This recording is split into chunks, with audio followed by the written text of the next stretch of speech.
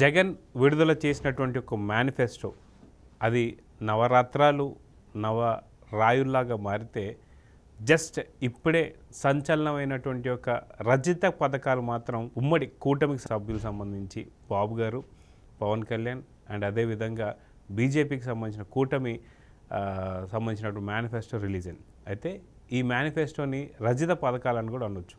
ఎందుకంటే అవి నవ రాయులు అయితే ఇక్కడ వచ్చేసరికి దగ్గర దగ్గర 25 సంబంధించే పథకాలు అయితే రిలీజ్ అయ్యాయి. కనకదుర్గ మేడం గారు మనతో పాటు ఉన్నారు, వారిని అడిగి తెలుసుకుందాం. మేడం నమస్తే. నమస్తే. అయితే నిన్న కాక మొన్న రిలీజ్ చేసినటువంటి ఒక జగన్ మేనిఫెస్టో ఏదో వైసీపీకి సంబంధించి ఏదైతే ఉందో అది పూర్తిగా అసంతృప్తిగా ఉందని చెప్పి వైసీపీకి సంబంధించిన నేతలే చాలామంది అన్నారు.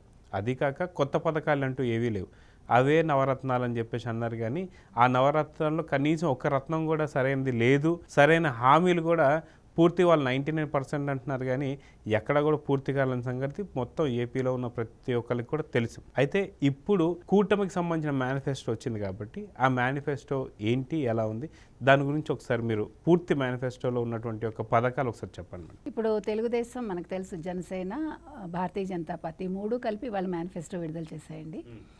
దానికి దీనికి హస్తిమ శకాంతరం తేడా ఉంది. ఎందుకంటే వీళ్ళు చెప్పింది చేసి చూపించారు మేనిఫెస్టోలో, దాన్ని వచ్చాక అమలు చేస్తామని వాళ్ళు గ్యారంటీగా చెప్తున్నారు.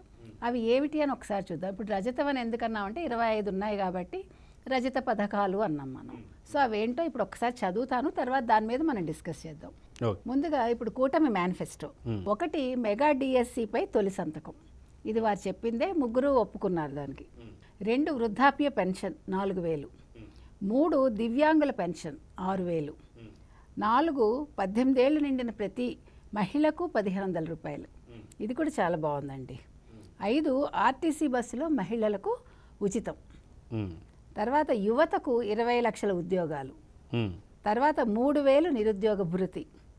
తర్వాత తల్లి వందనం ఏడాదికి ఒక్కో బిడ్డకి 15,000. ఇక్కడ ప్రత్యేకంగా ఎంతమంది పిల్లలున్నా ఇస్తామన్నారు. ఇప్పుడు జగన్కి వీళ్ళకి తేడా ఏంటంటే జగన్ ఒకళ్ళకే ఇస్తున్నాడు. ఇప్పుడు 15,000ని 17,000 చేసి 2,000 ప్రభుత్వం తీసేసుకుంటుంది. 15,000 ఇప్పుడు తల్లికి వస్తుంది. కానీ ఇక్కడ ప్రత్యేకత ఏంటంటే 15,000 అంటే ఎంతమంది పిల్లలు ఉంటే 2 ఉన్నా 3 ఉన్నా 4 ఉన్నా ఇస్తామన్నారు. ఇంకొక విషయం, ఇది ముస్లిమ్స్కి, ఎస్పెషల్లీ ముస్లిం మహిళలకి ఇది ఒక వరం. ఎందుకంటే తప్పుగా కాదు, వాళ్ళకి జనాభా కొంచెం ఎక్కువ ఉంటుంది కాబట్టి వాళ్ళు పిల్లల్ని చక్కగా చదివించవచ్చు. ఆ ఉద్దేశంతో మనం చెప్తున్నాం. 3 గ్యాస్ సిలిండర్లు ఫ్రీ, ప్రతి రైతుకు ఏడాదికి 20,000 పెట్టుబడి, వాలంటీర్లకు గౌరవ వేతనం 10,000, ఇప్పుడు 5,000 ఉంది. ఉచిత ఇసుక, తర్వాత అన్నా క్యాంటీన్లు మళ్ళీ తెరుస్తామన్నారు. ఇది కూడా చాలా మంచి విషయం అండి. ఎందుకంటే 5 రూపాయలకి భోజనం పెట్టడం అనేది చిన్న విషయం కాదు. అది ఆకలి విలువ తెలిసిన వాళ్ళకి అది తెలుస్తుంది. కాబట్టి ఇది కూడా చాలా మంచి పథకం. భూ హక్కు చట్టం రద్దు, ఇది చాలా ముఖ్యమైనది. నిన్నటి నుంచి ఈ భూ హక్కు చట్టం రద్దు, నిన్న రిజిస్ట్రేషన్స్ ప్రారంభమయ్యాయి. ఇది నవంబర్ 14న దీని మీద నిర్ణయం తీసుకుని 2023 అక్టోబర్ 31 నుంచి దీన్ని అమల్లోకి తెచ్చారండి. నిన్నటి నుంచి రిజిస్ట్రేషన్స్ పథకం మొదలైంది. సో దీనివల్ల ఎవరికి ఆస్తులు ఉండవు కాబట్టి ఇది రద్దు చేస్తాము రాగానే అని చెప్పారు. ఇది చాలా పెద్ద విషయం. అంటే ఇది ఒక శుభవార్త నన్ను అడిగితే ఆంధ్రప్రదేశ్ ప్రజలకి. తర్వాత ప్రతి ఇంటికి ఉచిత ట్యాప్ కనెక్షన్, అంటే నల్లా నీళ్ళు ఇస్తారు. తర్వాత బీసీ రక్షణ చట్టం, తర్వాత పూర్ టు రిచ్ పథకం, అంటే పేదలుగా ఉండే వాళ్ళని గొప్పవాళ్ళుగా చేయటం. సో ఇది కూడా చాలా మంచి పథకం. చేనేతకు 200 యూనిట్లు మరమగ్గాలు ఉంటే 500 యూనిట్లు విద్యుత్ ఫ్రీ, ఇది కూడా బాగుంది. కరెంటు ఛార్జీలు పెంచం, బీసీలకు 50 ఏళ్ళకి పెన్షన్, పేదలకు 2 సెంట్ల ఇళ్ల స్థలం, తర్వాత పేదలకు నాణ్యమైన ఇంటి నిర్మాణం, పెళ్లి కానుక పేరిట 1,00,000 రూపాయలు, తర్వాత విదేశీ విద్యా పథకం, పండుగ కానుకలు, అంటే ఇప్పుడు ఈ తోఫాలు ఇవన్నీ తీసేశారు కదండి, ముస్లిం తోఫాలు ఇవంతా రంజాన్కి దానికి ఇవన్నీ కూడా మళ్ళీ ఇస్తారనమాట. సో మనం ఏ రకంగా చూసుకున్నా కూడా అద్భుతంగా ఉందని చెప్పుకోవాలి. ఆ 9 పథకాలు పంటి కింద రాళ్లల్లా ఉంటే ఇవి మాత్రం కంటికి ఇంపుగాను ఉన్నాయి, చెవికి ఇంపుగా ఉన్నాయి. తర్వాత వాళ్ళు అమలు చేశాక ప్రజల మొహంలో మనం సంతోషం చూస్తాం. అయితే ప్రభుత్వంలో ఉన్నటువంటి ఒక జగన్మోహన్ ఏదైతే ఉన్నాడో అంత ధైర్యం చేయలేకపోయాడు. ఎందుకంటే ఇంతకుముందు గతంలో ఇస్తుంది కూడా 3,000 రూపాయల పథకం కింద ఇచ్చేవారు, పెన్షన్ పథకం. కానీ ఇప్పుడు వచ్చేసరికి 3,500 అది కాక ఖచ్చితంగా ఆయన ఏమంటారు అనమాట, పాలిటిక్స్కి సంబంధించే ఈ ప్లాన్ వేసాడు అని చెప్పి చాలా క్లియర్గా ఆయనే చెప్పేస్తున్నాడు. 250 2028లో, ఇంకొక 250 2029లో, 29లో వేసినా సరే మళ్ళీ ఏప్రిల్ ఆర్ మే లోపల అయిపోతుంది కాబట్టి 4 నెలలు మాత్రం ఇవ్వగలుగుతాం. సో ఇలా చూసుకుంటూ వెళ్తే నిజంగా జగన్ భయపడే ఇలాంటి ఎన్ని పథకాలు ఏదైతే ఉన్నాయో సరిగ్గా చేయలేదని చెప్పేసి, అదిగాక అసలు జగన్కి వచ్చినటువంటి మేనిఫెస్టో కావచ్చు లేదా కూటమి మేనిఫెస్టో, ఈ రెండింటికి ఉన్న వ్యత్యాసం ఎంత అంటారు? అసలు అదే ఇందాక చెప్పుకున్నాం మనం. ఇప్పుడు గ్రాఫ్ మీరు చూసుకుంటే ఇది ఇక్కడ 10% ఉంటే అది 100%కి వెళ్ళింది కూటమిది. ఇది ఇక్కడి నుంచి పెరగలే. ఇప్పుడు 9 నవరత్నాలు అన్నారు కాబట్టి మనం ఒక % ఎక్కువ ఇచ్చాం, అంతే 10% ఉంది. అది ఇది 100%కి వెళ్ళింది. ఏ రకంగా అంటే మీరు ఇందాక చెప్పినట్టుగా ఆయన ఒప్పుకున్నాడు నిజాయితీగా, నేను చేయలేను అంటే రాబడి లేదు, రాబడిని పెంచాలి, సంపదను వృద్ధి చేయాలి అంటారు చంద్రబాబు. సంపద ఎలా వృద్ధి అవుతుంది అన్నట్టు మాట్లాడారు ఆయన మేనిఫెస్టో రిలీజ్ చేసినప్పుడు. సో సంపదను వృద్ధి చేయలేను అని ఒప్పుకున్నాడు ఆయన. ఆయన తాకట్లు వాకట్లు అన్నీ అయిపోయాయి, మొత్తం పెట్టేశారు వాళ్ళు. ఎక్కడెక్కడ అప్పులు తేవచ్చో అన్నీ తెచ్చారు. నిన్న ఈ భూ హక్కు చట్టం ద్వారా మొత్తం ఆస్తులు లాగేసుకుందాం అనుకున్నారు. సో ఇది ఇంకా పెద్ద విషయం. అంటే దీంతో ఇంకా అసలు ఆంధ్ర ప్రజలు అడుక్కు తినాలండి. అసలు ఇంకా వేరే ఆప్షన్ లేదు. ఇప్పుడు మీ ఆస్తి మీకు ఉండదు, మీరు ఏం చేస్తారు? వెళ్తే వేరే చోట ఉద్యోగానికి వెళ్ళాలి. ఇప్పుడు ఆయన ప్రైవేట్ ఉద్యోగాలు కూడా వద్దని చెప్పారు కదా ఎవరు, జగన్. సో ఇంకేం చేస్తారు? ఎంతమందికి ప్రభుత్వ ఉద్యోగాలు ఉంటాయి? ఈయన ప్రభుత్వ ఉద్యోగాలు ఇవ్వలేదు. వాలంటీర్లకు ఇచ్చి 5,000 ఉద్యోగమే నేను ఇంత 126,000 మందికి ఇచ్చాను, 2 లక్షలకి ఇచ్చానని ఆయన చెప్పుకున్నాడు.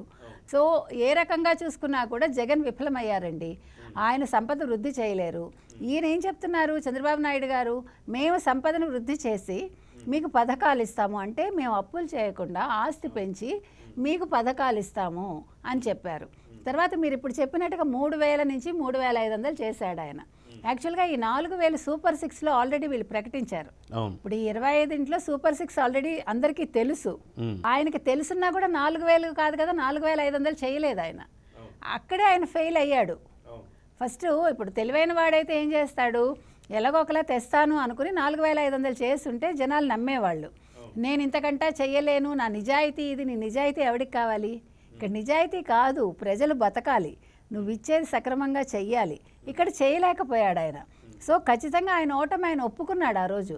ఇక్కడ మీరు ఏది తీసుకున్నా, ఇప్పుడు ఈ 4,000 అన్నారు, ఖచ్చితంగా అది కూడా వచ్చిన రోజు నుంచి అమలు పరుస్తామని చెప్పారు. ప్రతి ఒక్క పథకం కూడా వాళ్ళు అంటే ఇంతలాగా దశలవారీ అని ఏం చెప్పలే వాళ్ళు. నాకు తెలిసి దశలవారీ కాకపోయినా కొంచెం ఆయన కుదురుకున్నాక అన్నీ చేస్తారు. ఇది మాత్రం పెన్షన్ మాత్రం ఇది వెంటనే అమలు చేస్తామని చెప్పారు. ఈ 4,000 అనేది ప్లస్ ఈ 3,000 కలిపి 7,000 జూన్ 4 తర్వాత. అంటే ఈయన ఒకవేళ 9వ తారీఖు చంద్రబాబు నాయుడు గారు ప్రమాణ స్వీకారం చేస్తే ఆ రోజు నుంచి ఆయన ఇస్తాడు. ముఖ్యమంత్రి అవ్వగానే ఇది ముందు ఈ పథకం అమలు చేసేస్తారు. అలాగే పెళ్లి కానుక 1,00,000 ఇది కూడా చాలా బాగుంది. ఇప్పుడు లేదు అది. తర్వాత విదేశీ విద్యకి ఇస్తామన్నారు. మీరు ఏది తీసుకున్నా ఒక్కొక్కటి.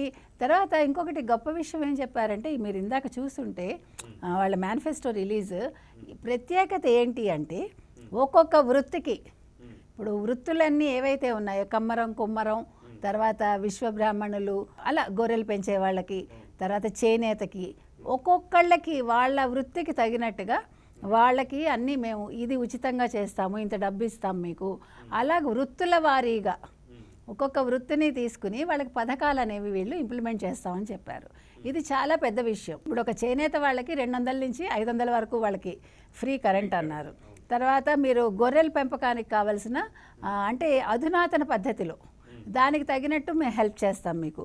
తర్వాత స్కిల్ డెవలప్మెంట్, మీలో స్కిల్ ఉందనుకోండి, ఆ స్కిల్ని ఇంకా డెవలప్ చేసే విధంగా దానికి తగిన శిక్షణ వాళ్ళు అంటే ప్రతి ఊర్లోనూ పెడతామని అంటున్నారు. తర్వాత ఇంకొక పెద్ద విషయం ఏంటంటే, ఇప్పుడు మీరు ఐటీ ఉద్యోగం చేస్తున్నారు, మీరు అక్కడి నుంచి హైదరాబాదో లేకపోతే బాంబేనో లేకపోతే బెంగళూరో ఎక్కడికో వెళ్ళాలి. ఆ అవసరం లేకుండా నేను మీ ఊరికి దగ్గరలో లేకపోతే మీకు దగ్గరలో నేను ఐటీ సంస్థలు తీసుకొస్తాను, మీరు వర్క్ ఫ్రమ్ హోమ్ చేసుకోవచ్చు. దానివల్ల వాళ్ళకి ఆదాయము కలిసి వస్తుంది, పిల్లలు తల్లిదండ్రులను వదిలి వెళ్ళక్కర్లేదు, వాళ్ళకి అన్ని రకాలుగా సౌకర్యంగా ఉంటుంది. ఇంకొక విషయం ఇక్కడ మనం ఏం చెప్పాలంటే, యూత్ ఇప్పుడు ప్రతి దాంట్లోనూ కాన్సన్ట్రేట్ చేస్తున్నారు కాబట్టి వాళ్ళు ఈ ఉద్యోగ అవకాశాన్ని ఉపయోగించుకుని వాళ్ళ ఊరి డెవలప్మెంట్కి వాళ్ళు ఆ సమయాన్ని కేటాయిస్తే చాలా బాగుంటుంది. అప్పుడు ఊరు ఎదుగుతుంది, ఊరు బాగుంటుంది, వీళ్ళ ఉద్యోగము బాగుంటుంది, వీళ్ళకి అన్ని రకాలుగా వీళ్ళు ప్రజలతో మమేకం అవుతారు. యువత చేయాల్సిన పెద్ద పని అది. అయితే ఇది కాకుండా వాలంటీర్లు తీసుకుంటే మనకు ఇది ఒక పెద్ద గొప్ప నిర్ణయం చెప్పవచ్చు. ఎందుకంటే 5,000కు సంబంధించి ఉన్నటువంటి యొక్క వాళ్ళ జీతం కాస్త 5,500 5,700 దాకా వస్తుంది. దాంట్లో చాలా వరకు కట్టింగ్లని అవని కొంతమందికి అసలు ఇవ్వకపోవడం కూడా చాలామంది వాలంటీర్లు ఇప్పటిదాకా చూసాం. అయితే వీళ్ళని కూడా గౌరవ వేతనం లాగా 10,000 ఇవ్వడాన్ని ఎలా చూడవచ్చు అంటారు? అసలు నిజంగా చెప్పాలంటే 5 ఏళ్లలో ఇప్పుడు డే 1 2019లో వాలంటీర్స్ని తీసుకొచ్చారండి. 5,000 జీతం అన్నారు. వాళ్ళు పాపం 50 ఏళ్ళు తిరగాలి ఎండలో పడి. అంటే అది పెద్ద పనా చిన్న పనా పక్కన పెడదాం, బట్ వాళ్ళు ఎండలో తిరుగుతారు కదా. 5,000 నువ్వు ఒక 2019లో మొదలుపెట్టావు, పోనీ 2020లో నువ్వు పెంచలేదు, 2021కైనా ఒక 1000 పెంచాలా? అంటే అది మినిమం వీఆర్ టాకింగ్. ఒక 5,000 ఒక ఉద్యోగం అంటే అది పాపం ఆ పిల్లాడికో పిల్లకో ఒక కుటుంబం ఎలా నడుస్తుంది? ఆ పిల్లాడి మీద పిల్ల మీద ఆధారపడి ఉంటాయిగా. చిన్న చిన్న కుటుంబాలు ఉంటాయి, ప్లస్ వాళ్ళకి ఎన్నో ఖర్చులు ఉంటాయి. 5 ఏళ్లలో ₹1 కూడా పెంచలేదు. పైగా వాలంటీర్లు మా వాళ్ళు అంటే వాలంటీర్లు కార్యకర్తలు అంటే నువ్వు ఉచితంగా వాళ్ళ చేత పనులు చేయించుకుంటావు, వెట్టి చాకరీ చేయించుకుంటావా? సో అది గమనించి ఈరోజు చంద్రబాబు నాయుడు గారు కావచ్చు, జనసేన కావచ్చు, పవన్ కళ్యాణ్, భారతీయ జనతా పార్టీ ముగ్గురు కలిపి 10,000 వెంటనే టక్కుని చేశారంటే డబల్ చేశారు. అండ్ ఇంకొక విషయం ఏంటంటే ఇప్పుడు ఉన్న వాలంటీర్లు తీసేస్తామని వాళ్ళు ఏం చెప్పలా. వీళ్ళు రిజైన్ చేయమంటున్నారు, ఎవరు? వైసీపీ ప్రభుత్వం. కానీ ఈ కూటమి కానీ తెలుగుదేశం కానీ వాళ్ళని రిజైన్ చేయమని చెప్పలే. వాళ్ళు ఉన్న వాళ్ళని కంటిన్యూ చేస్తామని అంటున్నారు. ఇంకొక పెద్ద విషయం ఏం చెప్పారంటే చంద్రబాబు నాయుడు గారు, వాళ్ళల్లో ఎవరికైతే స్కిల్ ఉంటుందో, లేదు మంచి డిగ్రీలు ఉంటాయో, లేదు వాళ్ళు డిఎస్సి రాస్తే వాళ్ళకి వెంటనే ఇప్పుడు మెగా డిఎస్సి సైన్ చేస్తామన్నారు. తర్వాత వాళ్ళకి స్కిల్ డెవలప్మెంట్లో వాళ్ళకి శిక్షణనిచ్చి 40,000 నుంచి 50,000 వాళ్ళు సంపాదించుకునేలాగా చూస్తానని హామీ కూడా ఇచ్చారు. అంటే విజన్ ఉండే ఒక మనిషికి, విజన్ లేని ఒక వ్యక్తికి ఉండే డిఫరెన్స్ మనం ఈ మేనిఫెస్టోలో చూసుకోవచ్చు. ఆ మేనిఫెస్టో మనకి 9 నవరత్నాలు అంటున్నాడు. Only he's giving money. ఎక్కడి నుంచి కొడుతున్నాడు, తీసుకొస్తున్నాడు, ఇస్తున్నాడు. ఇక్కడ అలా కాదు. ఈయనేమి ఎవరి దగ్గర నుంచి లాక్కోట్లా, ఇక్కడ ఎక్కడి నుంచి అప్పులు తేవట్లే, సెక్రటేరియట్ని తాకట్టు పెడతానంటల్లా. ఈయన నేను నిర్మాణం చేస్తాను, నేను అభివృద్ధి చేస్తాను, నేను సంపద సృష్టిస్తాను, నేను మీ కంపెనీలు తీసుకొస్తాను, ఐటీ తీసుకొస్తాను. ఎందుకంటే ఆయన ఒక ఐటీ మహానుభావుడు, ఆయన ఐటీ తీసుకొచ్చిన ఒక వ్యక్తి ఆయన. So he can do that. ఆ కాన్ఫిడెన్స్ ఆయనకు ఉంది. ఆయన్ని మీరు నమ్మచ్చు, ఎవరైనా కూడా. తీసుకొస్తాను అంటే తీసుకొస్తాడు ఆయన. ఇప్పుడు ఇక్కడ మడమ తిప్పను మాట తప్పను అంటాడు, అది మాట వరకే. ఈయన నేను అవేం కబుర్లు చెప్పడు, ఉట్టి మాటలు చెప్పడు. గురజాడ గారు అన్నట్టు ఉట్టి మాటలు కట్టిపెట్టబోయి గట్టి మేలు తలపెట్టబోయి అంటాడు ఆయన. ఈయన ఉట్టి మాటలు చెప్తే ఈయన గట్టి మేలు చేస్తాడు ఈయన. సో ఆ డిఫరెన్స్ మీరు చూడొచ్చు. అంటే ఒక అనుభవజ్ఞుడికి ఒక పిల్లాడికి ఉండే తేడా. పిల్లాడంటే 50 ఏళ్ళు దాటాయి, కానీ ఆలోచన విధానంలో పరిపక్వత లేదు అతనికి. సో అది ఎంతసేపు ఎదురువాడి మీద పడి ఏడవడం కాదండి. ఒక రాజకీయ నాయకుడిల పరిపక్వత ఎప్పుడొస్తుందంటే వాళ్ళు ఎదురువాళ్లలో ఉండే ఒక మంచిని కానీ ఒక స్కిల్ని కానీ గుర్తించి, వాళ్ళ గొప్పతనాన్ని గుర్తించి వాళ్ళకు ఒక మర్యాద ఇచ్చారనుకోండి, అప్పుడు నువ్వు ఎదుగుతావు ఖచ్చితంగా. ఇప్పుడు చంద్రబాబు నాయుడు గారి విజన్ ఆయన తెలుసుకుని, సరే నువ్వు పరిపాలనకు వచ్చావు, నథింగ్ రాంగ్ ఇన్ ఇట్, ప్రజలు నిన్ను కోరుకున్నారు, నువ్వేం చేయాలి?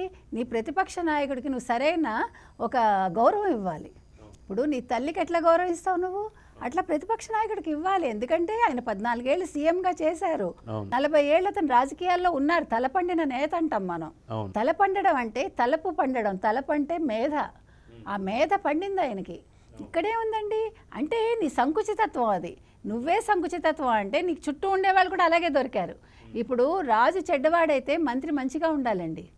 ఇక్కడ మంత్రులు అలాగే ఉన్నారు, ఆర్థిక మంత్రి అలాగే ఉన్నాడు, అందరూ అలాగే ఉన్నారు. ఇప్పుడు సలహాలు ఇచ్చేవాళ్ళు, సలహాదారులు ఎందుకున్నారండి ఈయనకి?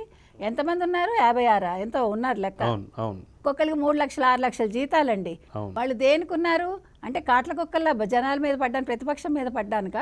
వాళ్ళు చేస్తున్న పని అదే. అవి కాదు వాళ్ళు చేయాల్సింది. వాళ్ళు జగన్మోహన్ రెడ్డికి, అమ్మ ఇది మంచిది సార్, ఇది చెడ్డది, ఈ వేలో వెళ్దాము, మీరు పెద్దవాళ్ళకి గౌరవం ఇవ్వండి, వినకపోతే వినేలా చెప్పాలండి. అది పెంపకం. అప్పుడు ఎవరిది లోపం? తల్లిదండ్రులది లోపం. పిల్లాడు సరిగా లేకపోతే తల్లిని అంటారు, తల్లిదండ్రుల లోపం అది. ఆ లోపాన్ని వాళ్ళు సరిదిద్దాలి. వాళ్ళు సరిదిద్దకపోతే నువ్వు ముఖ్యమంత్రి అయ్యావు కాబట్టి నీ చుట్టూ ఉండేవాళ్ళు, ప్రజలు నిన్ను సరిదిద్దాలి. ఇప్పుడు నీకు సరిదిద్దాలంటే, నీకు బుద్ధి రావాలంటే వాళ్ళు నీకు ఓటు వేయకూడదు. ఇప్పుడు ఈయన 75 ఏళ్ల మనిషి ఇన్ని చేస్తానంటున్నాడు. ఆయన 25 పథకాలు వాళ్ళు పెట్టారంటే ఇట్స్ నాట్ సో ఈజీ అండి. అవును. అది చిన్న మాట కాదు, మ్మ్. చాలా గొప్ప విషయం. అది ప్రజలు ఇది గుర్తించాలి. గుర్తించి వాళ్ళు ఇప్పుడు ముందు భూ హక్కు చట్టం అనేది బాగా తెలుసుకుని ఈ పథకాలన్నీ, ముఖ్యంగా అమ్మఒడి కావచ్చు, లేకపోతే వాలంటీర్లు కావచ్చు, తర్వాత పెన్షనర్లు కావచ్చు, ఇలా ప్రతి ఒక్కళ్ళు దీన్ని గమనించి చక్కగా వాళ్ళు ఆలోచించి ఓటు వేస్తే బాగుంటుందండి. అయితే మేడం, అయితే నిన్నగాక మొన్న జగన్ మేనిఫెస్టో రిలీజ్ అయింది. అది దాని అంతా కూడా చూస్తాం, నవరత్నాలు అన్నారు. ఇక్కడికి వచ్చేసరికి ఈరోజు రజత పథకాలు ఏదైతే కూటమికి సంబంధించిన మేనిఫెస్టో చూసాం. సో వీటన్నిటిని కూడా ఒక రివ్యూ లాగా చూసుకుంటే రేటింగ్ ఏమి ఇస్తారు? జగన్ మేనిఫెస్టోకి ఎంత ఇస్తారు? 0.5 అంటే 0.5 అందాం. ఓకే. సో 0.5 అనేది మనకి జగన్ మేనిఫెస్టోకి అనుకోవచ్చు. సో కూటమికి సంబంధించిన మేనిఫెస్టో ఇప్పుడే రిలీజ్ అయింది కాబట్టి దీనికి ఏమి ఇస్తారు? 9.9. 10 out of 9.9. ఎస్, ఖచ్చితంగా. ఓకే సార్, ఖచ్చితంగా నిజంగా ప్రజలు కూడా ఇదే అనుకుంటున్నారు. ఎందుకంటే రిలీజ్ అయిన కొద్దిసేపటికే పబ్లిక్ టాక్ కూడా సేమ్ అదే వస్తుంది కాబట్టి. సో కూటమి రావాలి, సైకిల్ రావాలి, ప్లస్ సైకో పోవాలి అని ఇంతకుముందే అన్నట్టే కూటమి కూడా రాబోతుంది. సో దీనికి ఇంకా భారీ ఎత్తున జూన్ 4న సెలబ్రేషన్స్ ఉంటాయని చెప్పి కోరుకున్నాం. నమస్తే. నమస్తే.